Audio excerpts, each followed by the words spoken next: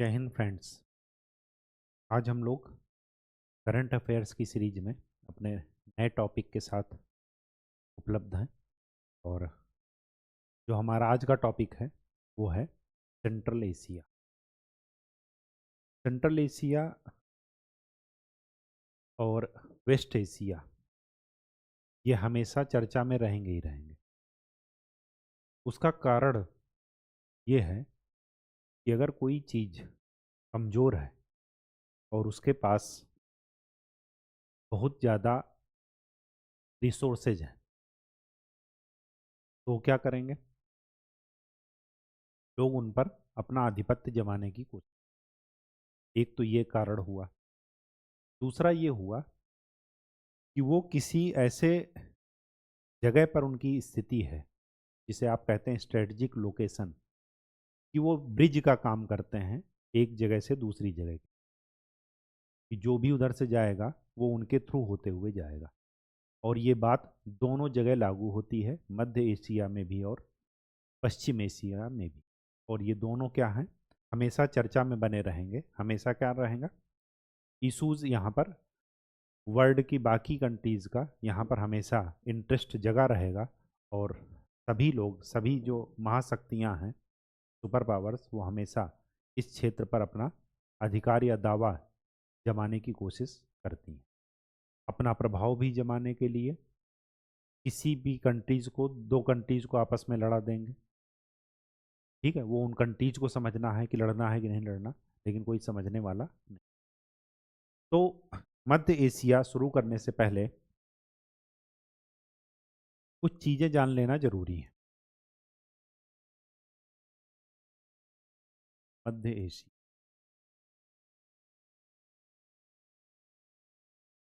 देखिए हम लोग भारत के परिप्रेक्ष्य में ही सारी बातें करेंगे, चाहे वो किसी भी रीजन की बात हो, चाहे किसी भी देश की बात हो, चाहे किसी मुद्दे की बात हो। उसमें देखेंगे कि भारत का क्या हित है और क्या जो है समस्याएं हैं और आगे क्या हो सकता है।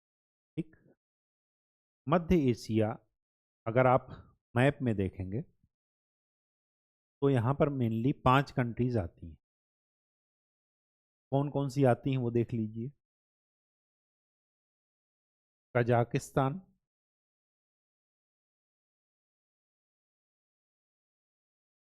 फिर आती है तुर्कमेनिस्तान, उज्बेकिस्तान आती है,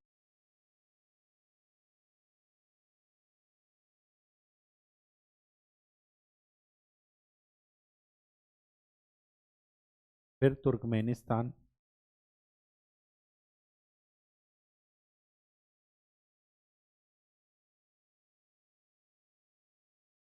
फिर इधर है ताजिकिस्तान,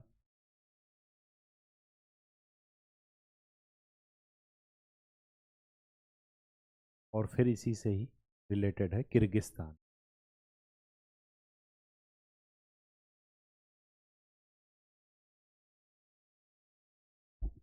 इधर हैं सीरिया और पश्चिम Asia, Iraq, Iran, Arab countries इधर हैं।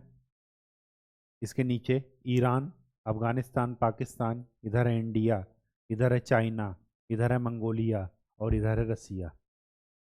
ठीक, बात समझ में आ गई। ये ऐसे ये घिरे हुए। मैप में इनकी लोकेशन अभी दिखा देते हैं, पहले इनकी राजधानी देख लेते हैं।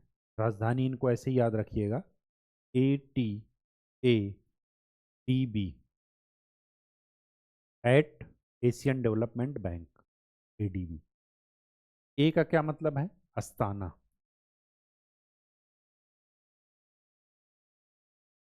ठीक। टी का मतलब ताशकंद। ताशकंद में ही ताशकंद समझौता में साइन करने गए थे लाल बहादुर शास्त्री जी, और वहां पर उनकी मृत्यु हुई। ठीक। ए का मतलब है असगाबाद।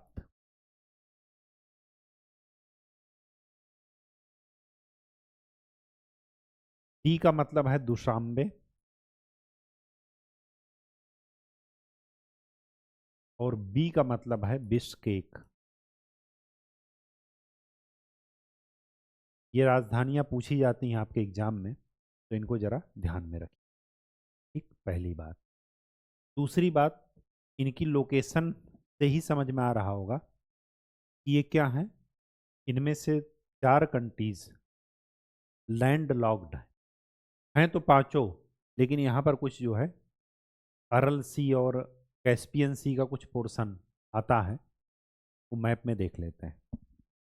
ठीक, कैस्पियन सी को सी नहीं माना जाता है इसकी डिफिनीशन में, संयुक्त राष्ट्र की डिफिनीशन, इस वजह से उसको जो है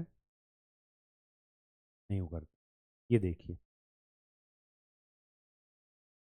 ये है कजाकिस्तान, उज्बेकिस्तान, फिर है तुर्कमेनिस्तान, तुर्कमेनिस्तान के इधर बगल में है ताजिकिस्तान, फिर है किर्गिस्तान।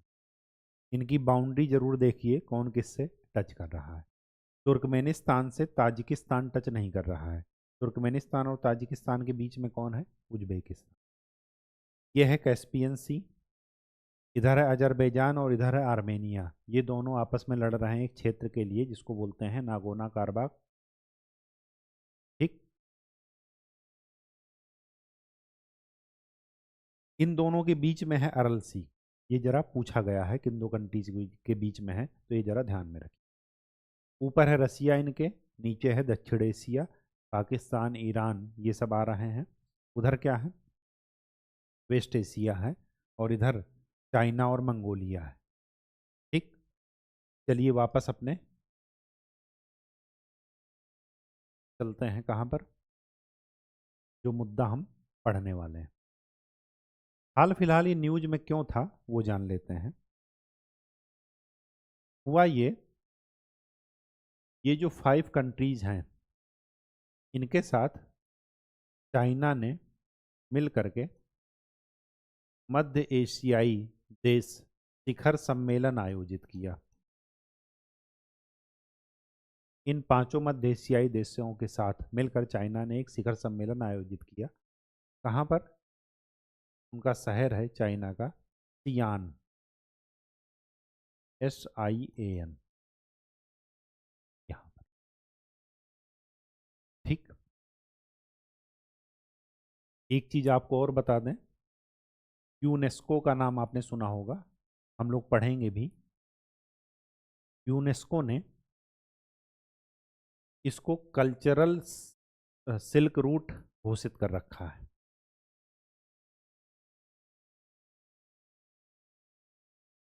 इन पांचों कंट्रीज से कल्चरल सिल्क रूट जाता है। ये जो सिल्क रूट की बात कर रहे हैं, उसके पीछे यहाँ का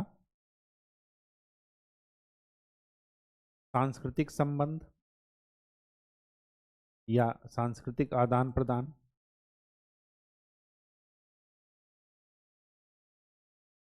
क्षेत्रीय आतंकवाद,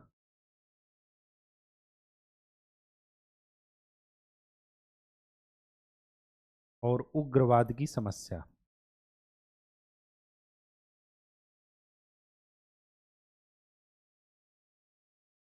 ये तीनों चीजें इस रीजन में कॉमन है।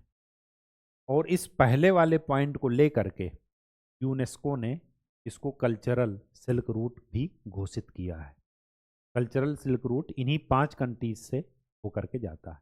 आपने सिल्क रूट सुना होगा, सिल्क रूट कहाँ से होकर के जाता है, चाइना, भारत, पाकिस्तान, ईरान होते हुए, अफगानिस्तान, ईरान होते हुए, इराक, और उधर अ, अरब कंट्रीज से होते हुए स्वेज नहर, और उधर क्या कहते हैं, यूरोप, भूमध्य सागर की तरफ।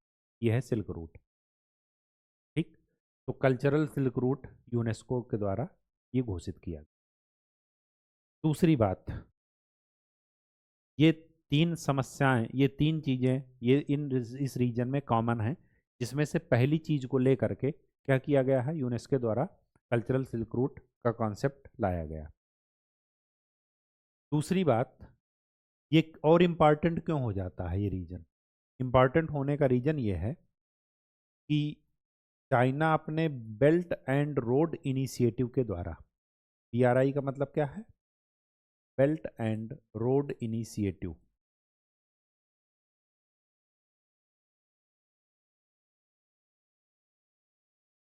इस क्षेत्र में कनेक्टिविटी क्या कर रहा है, मजबूत कर रहा है।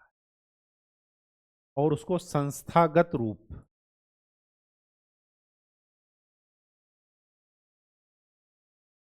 किसके द्वारा दिया जा रहा है? एक संस्था है जिसको बोलते हैं एससीओ, संघाई सहयोग संगठन, संघाई कोऑपरेशन ऑर्गेनाइजेशन। इसके द्वारा ये क्या कर रहा है? इस बीआरआई प्रोजेक्ट को संस्थागत रूप दे रहा है। संस्थागत रूप का देने का क्या मतलब है कि किसी देश का प्रोजेक्ट नहीं, बल्कि इससे जो जुड़े, इस संस्था से जुड़े जो भी मेंबर हैं वो सब इसको क्या करेंगे? सपोर्ट करेंगे। भारत भी इसका मेंबर है, भारत इसको सपोर्ट नहीं कर रहा। ठीक, तो देख लेते हैं कि अगर चीन ने मध्य एशियाई देशों के साथ शिखर सम्मेलन किया तो भारत के लिए क्या निष्कर्ष निकाला जा सकता है।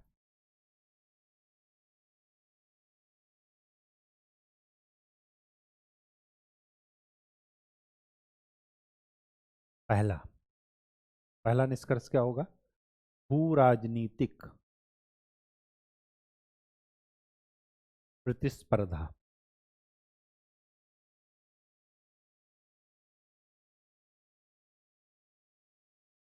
भू राजनीतिक प्रतिस्पर्धा क्या कहती है? भू राजनीतिक प्रतिस्पर्धा ये कहती है, आप इनका देखिए जरा, जब मैप में लोकेशन मैंने आपको बताया, ये जो कंट्रीज हैं ये पहले क्या थी? पहले ये थी सोवियत संघ रूस का पार्ट, यूएसएसआर का। फिर 1990 के आसपास जब उसका विघटन हुआ तो ये सारे देश क्या हुए? स्वतंत्र हो गए। तो इनमें अभी भी क्या है? साम्यवादी सोच ही है। तो चाइना भी क्या है? साम्यवादी। वो क्या कर रहे हैं? वामपंथी विचारधारा। तो दोनों में क्या है? विचारधारा मैच कर रही है। अब इससे, इसी में ये सब मैच करने के दौरान ही एक चीज और हो गई। क्या हो गई? अफगानिस्तान में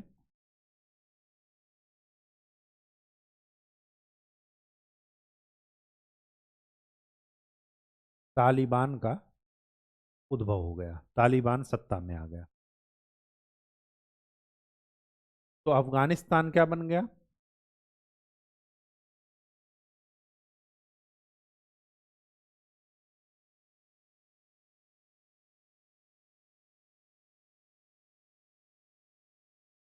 एक भूसामरिक रणक्षेत्र बन गया, भूसामरिक मैदान बन गया लड़ाई का। ठीक है, जिसमें अपनी कंट्रीज क्या है? सभी कंट्रीज अपने अपने इंटरेस्ट के अनुसार काम कर रहे हैं। तो ये भू राजनीतिक प्रतिस्पर्धा शुरू हो गई, कंपटीशन शुरू हो गया। दूसरी बात,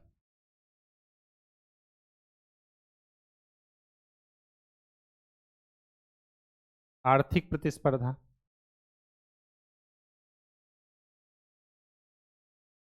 आर्थिक प्रतिस्पर्धा में आप ये ध्यान रखिए कि चाइना के साथ इसकी फिजिकल कनेक्टिविटी है, मतलब सीमाएं एक दूसरे से लगती हैं।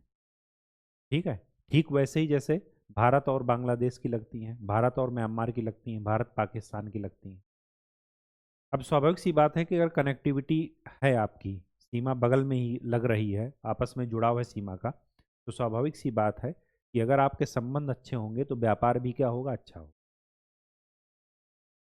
ठीक, सबसे पहले प्रेफरेंस क्या होता है? पड़ोसी को दिया जाता है। क्यों? क्योंकि हमारी इनपुट कॉस्ट कम हो जाती है।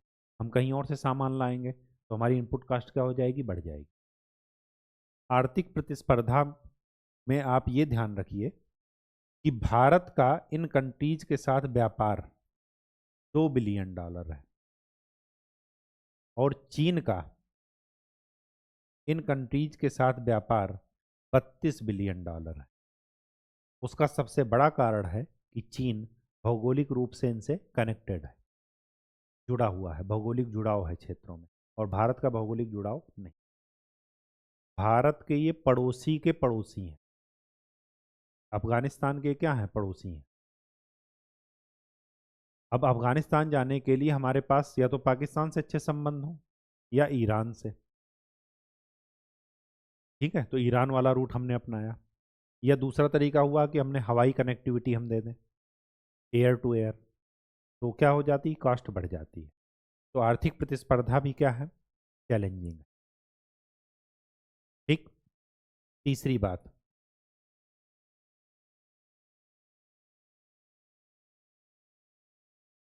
Connectivity and infrastructure.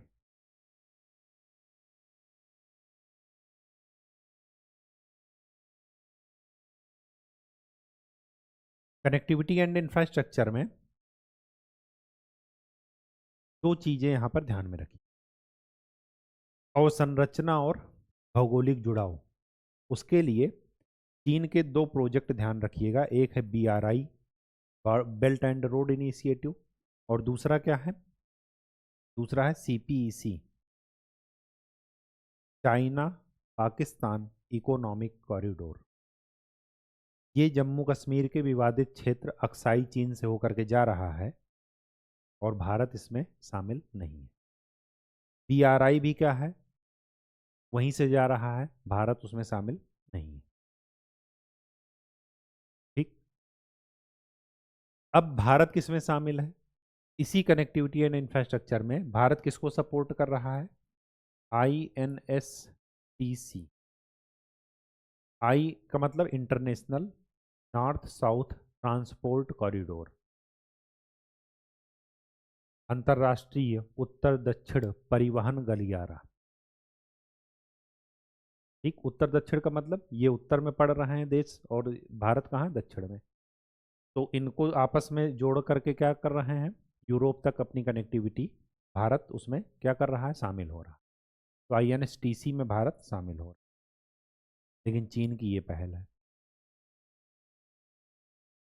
दूसरी बात भारत के लिए और क्या इंपॉर्टेंट है, सुरक्षा संबंधी चुनौतियां।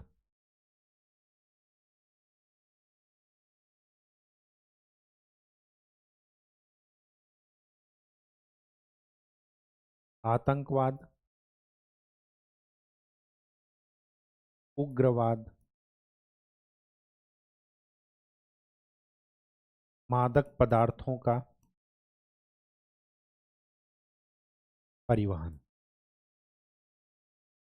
मादक पदार्थ, ये जो ईरान, पाकिस्तान और अफगानिस्तान, इनको बोलते हैं गोल्डन ट्रायंगल, तो वो गोल्डन क्रिसेंट। ठीक, तो ये क्या है, ये तीनों क्या है, अफीम।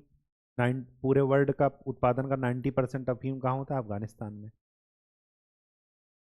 ठीक है, तो वो क्या है, मादक पदार्थ, और इस समय नशे की सबसे बड़ी चुनौती है किसी भी कंट्री के लिए, नशा को रोकना। ठीक, सबसे इम्पॉर्टेंट बात जो कि भारत के साथ लागू होती है, पश्चिम एशिया के साथ भी और मध्य एशिया के साथ भी, और वो है उसकी ऊर्जा सुरक्षा।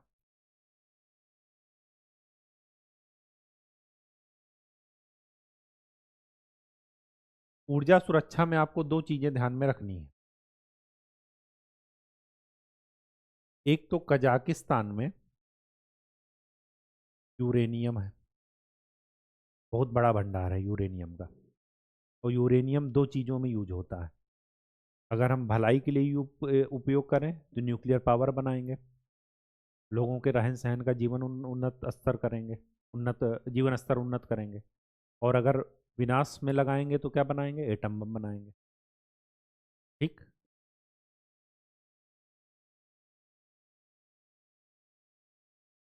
तुर्कमेनिस्तान में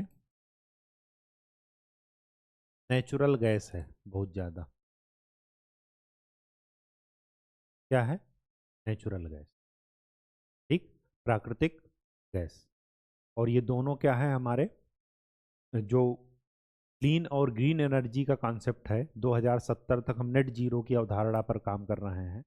पंचामृत लक्ष्य को COP26 में हमारे प्रधानमंत्री द्वारा निर्धारित किया गया, ये सब क्या है, उसकी प्राप्ति में सहायक है। ठीक, अब देखते हैं भारत द्वारा सेंट्रल एशिया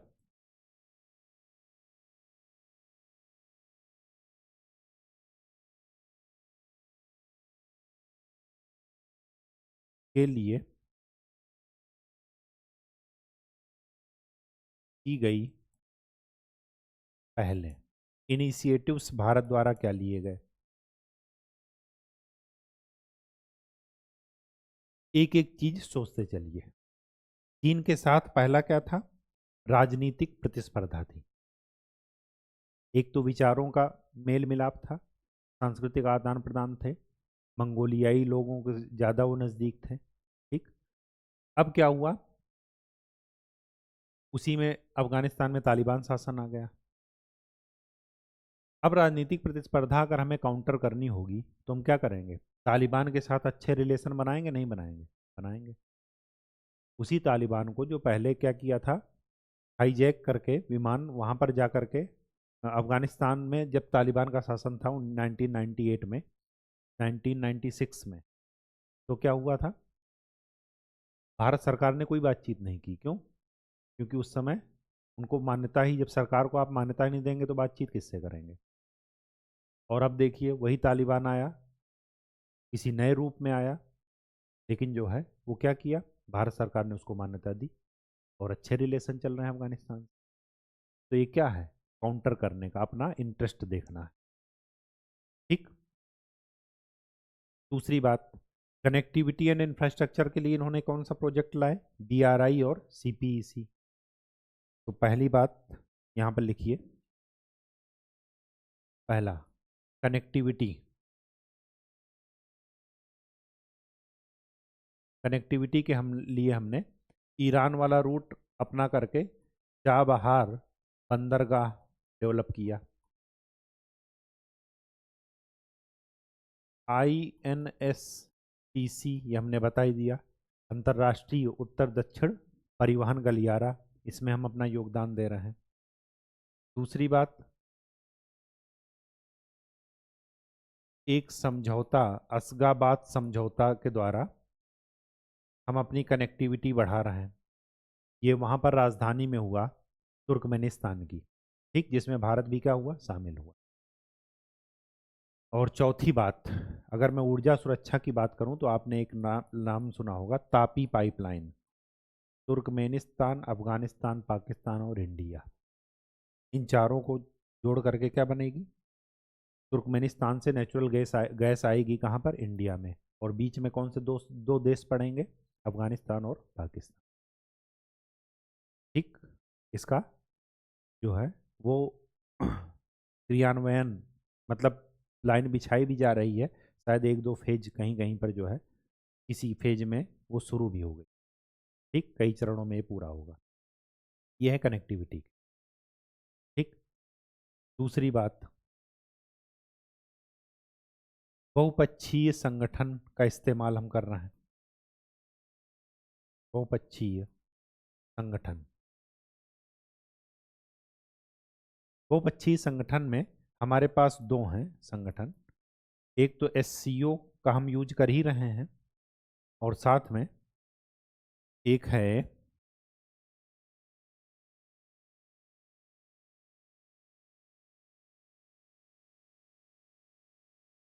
टीका। टीका का क्या मतलब है? Conference on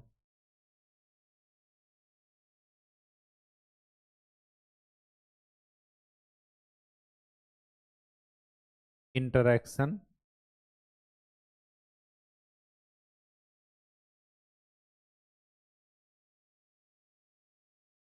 and capacity building measures in India. हाँ, विद इंडिया।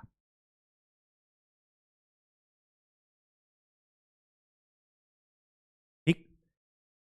इसमें क्या है कि हम उनकी क्षमता निर्माण और लोगों में आपस में क्या है, सांस्कृतिक आदान प्रदान करेंगे और उनकी क्षमता निर्माण को बढ़ावा देंगे। जैसे उनको शिक्षा के लिए स्कॉलरशिप प्रदान कर दिए तो वहाँ के लोग पढ़ने आ रहे हैं। सेना में उनको प्रशिक्षण दे रहे हैं अधिकारियों के, उनके सेना के अधिकारियों को यहाँ पर प्रशिक्षण दिया जा रहा है। ठीक। सांस्कृतिक आदान प्रदान में कल्चरल इवेंट करते हैं, वहाँ के कुछ कलाकार यहाँ पर आएंगे, मंचन करेंगे, और यहाँ के कुछ कलाकार वहाँ पर जाएंगे। ठीक। व्यापार के लिए व्यापार के लिए क्या है? India central Asia business forum, इसकी बात चल रही है। ऊर्जा सुरक्षा के लिए 3 countries, Kazakhstan, Uzbekistan, Turkmenistan, Tajikistan, Kyrgyzstan. तो इन तीनों के साथ हमारा रणनीतिक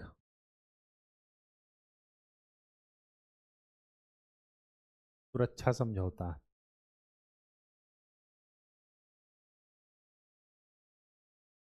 SPA, स्ट्रेटजिक प्रोटेक्शन एग्रीमेंट, ठीक, या पार्टनरशिप एग्रीमेंट, ये ध्यान रखिएगा। ठीक। और पक्ष क्या हो सकता है? कनेक्टिविटी बता दिए, बहुपक्षीय संगठन, व्यापार। हाँ, एक ये भी लिख लीजिए, विकास सहायता,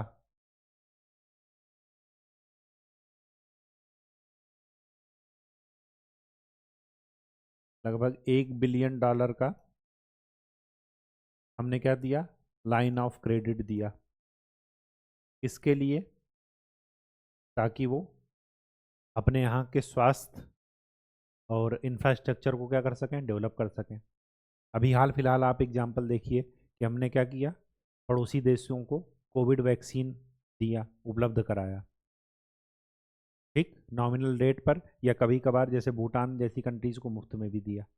ठीक है, तो ये सब क्या है? इसी से संबंधित पहल है। एक चीज और लिखिए, विश्वास बहाली।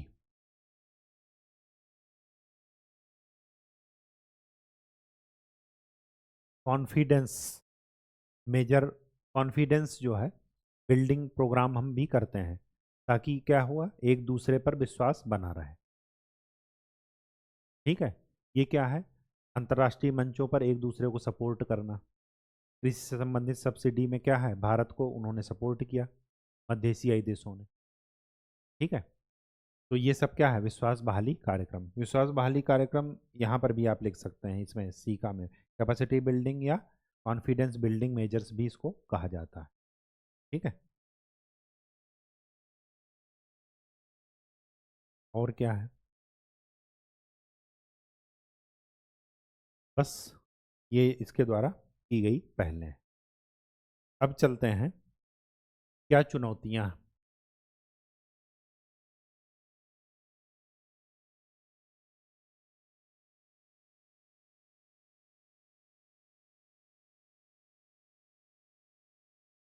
चुनौतियां क्या हैं? एक चीज यहाँ पर पहलों में और लिख लीजिएगा, ऊर्जा सुरक्षा में तापी पाइपलाइन भी आपने लिख लिया। दूसरा एक बात, ये जो कजाकिस्तान के पास क्या है, यूरेनियम है बहुत ज़्यादा, तो यूरेनियम के लिए भी हमने क्या किया है? समझौता किया है यूरेनियम के लिए के साथ। ठीक है, असैन्य परमाणु समझौता, मतलब ये यूरेनियम देंगे और उस यूरेनियम का इस्तेमाल हम एटम बम बनाने के लिए नहीं करेंगे। ठीक। चुनौतियाँ, चुनौतियों क्या है? एक तो भौगोलिक कनेक्टिविटी, भौगोलिक जुड़ाव नहीं है, नहीं है। इससे क्या हो रहा है?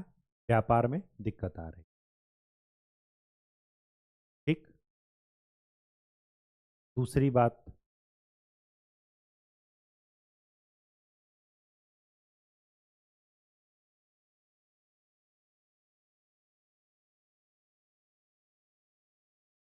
व्यापारिक सहयोग ये सीमित है, नए क्षेत्र नहीं खुल रहे हैं, केवल और केवल किस वजह से? क्योंकि कनेक्टिविटी सही नहीं है। जैसे फार्मा इंडस्ट्री है, ये ज़्यादा ओपन हो सकता है, आईटी सेक्टर है, इन पर ज़्यादा व्यापार हो सकता है, पेट्रोकेमिकल्स हैं, इन पर ज़्यादा व्यापार हो सकता है। ठीक है, ये क्या है? चुनौतियां हैं। अब अगर मैं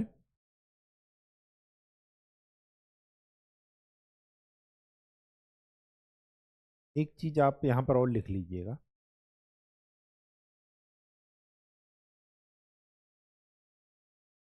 सॉफ्ट पॉलिसी का उपयोग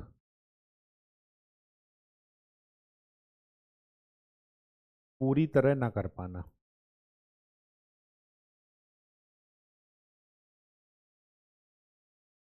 उनका सांस्कृतिक जुड़ाव चीन के साथ ज़्यादा है,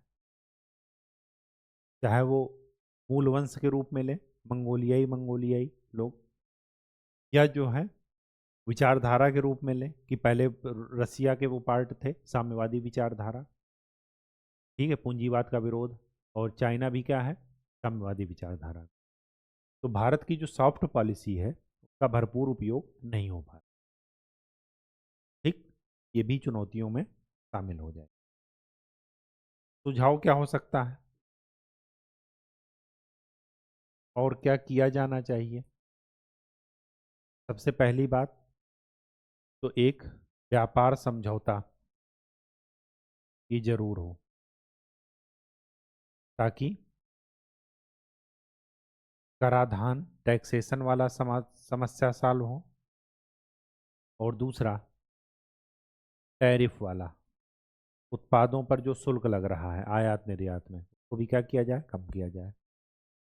एयर कनेक्टिविटी बढ़ाई जाए।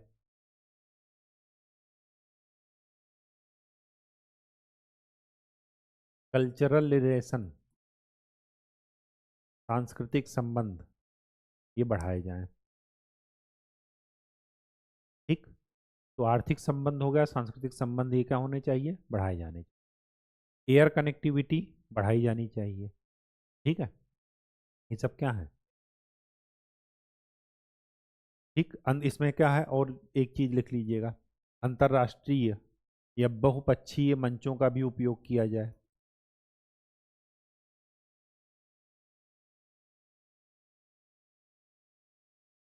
जैसे SCO का उपयोग किया जाए। और चुनौतियां में एक चीज और लिख लीजिएगा, यहाँ की जो समस्या है, रीजनल उग्रवाद एंड आतंकवाद।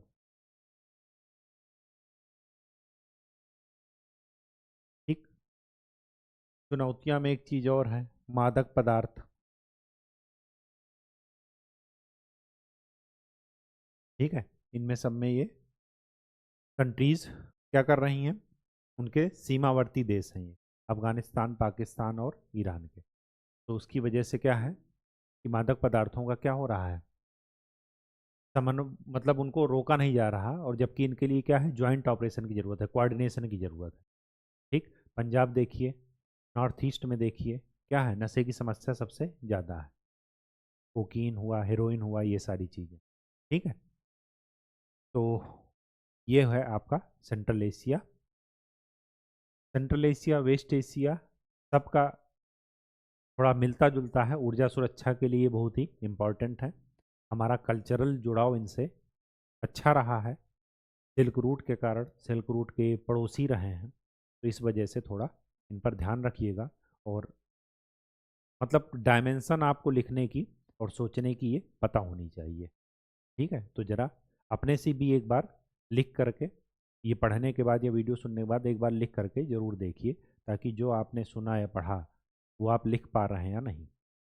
ठीक, तो नेक्स्ट लेक्चर में हम लोग किसी नए टॉपिक के साथ मिलेंगे। तब तक के लिए धन्यवाद।